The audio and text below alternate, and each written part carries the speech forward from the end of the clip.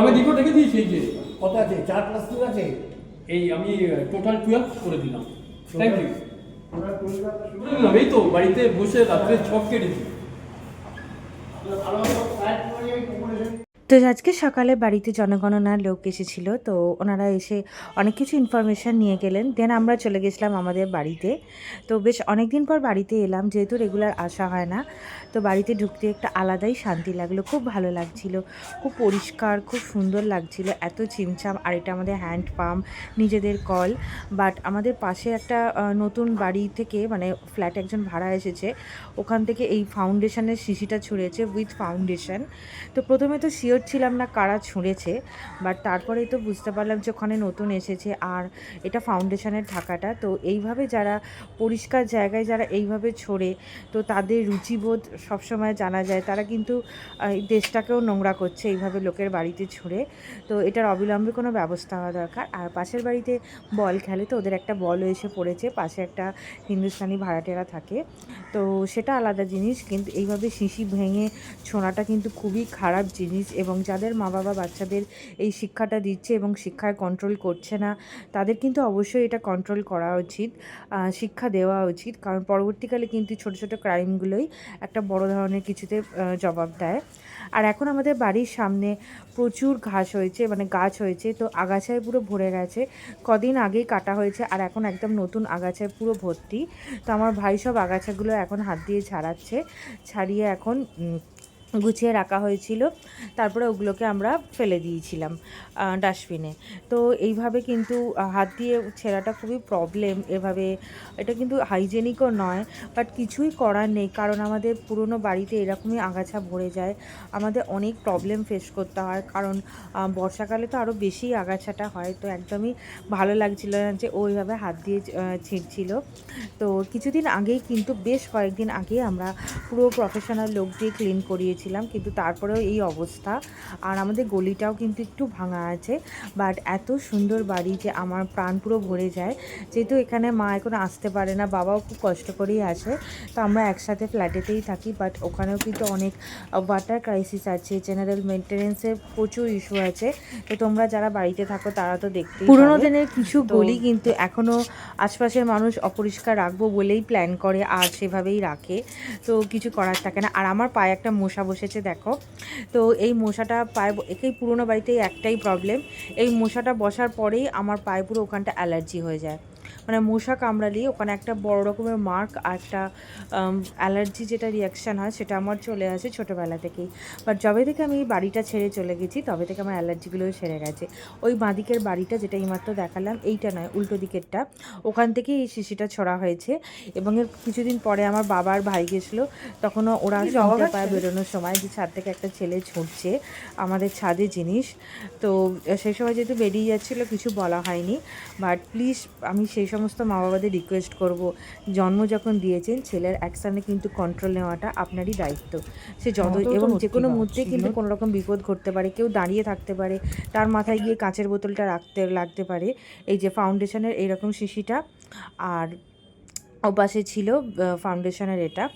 তো সরকার যতই বদল হোক, কিছু কিছু মানুষের মেন্টালিটি এতটাই চিপ, যতই গভর্নমেন্ট চেঞ্জ হোক যাই হোক, প্রবলেম কিন্তু প্রবলেমই রয়ে যায়। যতক্ষণ না মানুষ নিজেদের মেন্টালিটি চেঞ্জ করবে, সে যত ছোটোই বাচ্চা হোক, ততদিন কিন্তু প্রবলেম সলভ হবে না। আর এখানে এখন মিরার সেলফি নিয়েছি, কতবার ভাবি যে ফ্ল্যাট থেকে কলিংটা নিয়েছে, এগুলো ক্লিন করব, বাট আনাই হয় না। আর এখন কলের জলগুলো চালিয়ে দিলাম, কারণ ট্যাঙ্কে জলটা পচে যায়। আর এখন তো পাম্পটাও চালাতে হবে, কারণ পাম্প যদি রেগুলার ইউজ না করা হয় তাহলে পাম্পও কিন্তু বসে যায়।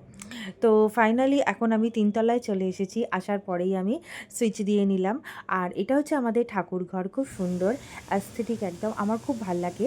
আর এখানকার সিঁড়িতে আমার প্রচুর সেলফি, প্রচুর ছবি আছে, আমার বাচ্চা বিড়ালগুলোরও এখানে ছবি আছে। তো ফেসবুকে সেগুলো তো আসতেই থাকে, তোমাদেরকেও চেষ্টা করবো যখন যেটা মেমোরি আসার ইউটিউব কমিউনিটিতে আর ইনস্টাগ্রামে পোস্ট করার। এটা আমাদের বড় ছাদ আর এটা হচ্ছে আমাদের ছোট ছাদ। তো আমাদের এরকম দুটো ছাদ আছে, এত সুন্দর দুটো বড় বড় ছাদ কিন্তু কোটি টাকার বাড়িতেও পাওয়া যায় না, এটা আমি বিলিভ করি। আর সব কিছু টাকা দিয়ে মেজার করা যায় না, হ্যাপিনেসটাই হচ্ছে সবচেয়ে বড়।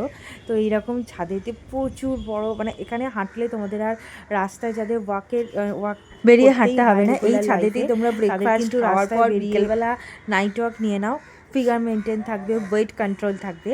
আর আজকে কিন্তু প্রচুর কাক ছিল ছাদেতে, আর একটা কাক কিন্তু আমার ভাইয়ের মাথায় জোরে এসে ঠুকরে দেয়, ওর মাথাটা পুরো জ্বলছিল, আর তখন ও ব্যালেন্সটা সামলাতে গিয়ে ছাদের রেলিং ওর হাতটাও পুরো অনেকটা কেটে রক্ত বেরিয়ে যায়। তারপর আমরা একটা লাঠি নিয়েছিলাম, বাট এইভাবে কালো এভাবে গোল হয়ে যে কাকেরা ঘুরছিল, এটা কিন্তু আমাদের লাইফে ফার্স্ট টাইম। এটা কেন হয়েছে, কীভাবে হয়েছে, তো এটা কিন্তু হন্টেড টাইপের লাগছিল, খুবই ভয় লাগছিল এই জিনিসটা। এটা কিন্তু আমার একবারই ভালো লাগছিল না।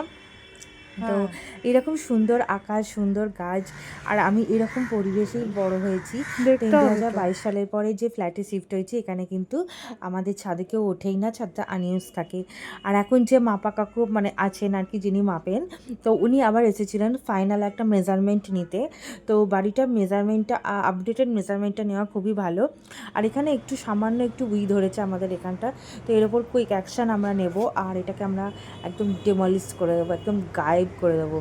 তো এখন এরকম ভাই উনি মাপছিলেন, আর ভাই কিন্তু হেল্প করছিলেন। তো এইভাবে আমাদের মেজারমেন্টটা নেওয়া হচ্ছিল, যেটা কিন্তু আমার খুবই ভালো লাগছিল। আর আমার এই এখানে সিঁড়ি দিয়ে উঠলেও না খুব একটা ভালো, মানে ইয়ং ছেলেমেয়েদের খুব ভালো একটা ফিগার মেনটেন হয়। বয়স্কদের তো খুবই প্রবলেম হয়, তারা তো চাইলেও সব কিছু করতে পারে না। তো মায়ের খুব কষ্ট হতো সিঁড়ি দিয়ে এভাবে ওঠা। আর আমরা কিন্তু দোতলাতেই খেতাম, মানে বাবা তো দোতলাতেই খেত, তো আমাদের এতগুলো সিঁড়ি পেরিয়ে উঠতে হতো। আর বড় ঘরটা দেখো, ফ্রিজের এই ঘরটা ফ্রিজ থাকতো, এতগুলো ভেন্টিলেটর আছে, তো কোনো ভেন্টিলেশনের প্রবলেম হতো না, 4-5টা ভেন্টিলেশন, পেলমেটগুলো এত সুন্দর আছে। আর নেক্সট টাইম গেলে আমি মিরারটা তো ক্লিন করবই, আর তোমাদের সাথে শেয়ার করব। এখন বাবা একটা বিস্কিট খাচ্ছিল, কারণ অনেক সকালে ব্রেকফাস্ট করে বেরিয়েছিলাম।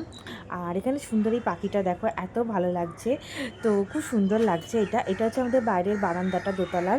আমার ছোটো থেকে ইচ্ছে ছিল এখানে মর্নিংয়ে বসে চা খাওয়ার, বাট কোনো দিনই সেটা কেউই বাড়ির করেনি। তো ওইটা আমার একটা হয়ে গেছে। আর এটা আমাদের আলমারিটা নিতে গিয়ে এখানটা ভেঙে গেছে, আলমারিটা আমাদের বাড়ি থেকে বের করতে গিয়ে। আর এখন বাবাকে বলছিলাম একটু দেখো বারান্দাটা, বাইরে এসো, যাতে আগাছা না জন্মায়। একটি গাছ একটি প্রাণ, যেমন তেমনি একটি গাছ আর আগাছাতে কিন্তু গোটা বাড়িও নষ্ট হয়ে যায়। আর এটা কোন গাছ আমি জানি না, তোমরা একটু দেখে বলো তো এটা কোন গাছ। এই গাছটা আমাদের এখানে চলে এসেছে, আর এখানে বাবার কটা ছবি তুলে দিচ্ছিলাম। তো এটা একটা হচ্ছে গাড়ু। তো এই গাড়ুটা অ্যাকচুয়ালি বেঙ্গলিতে, মানে আমাদের তো গ্রামে, মানে মায়েদের দেশে ইউজ হতো এই গাড়ুটা।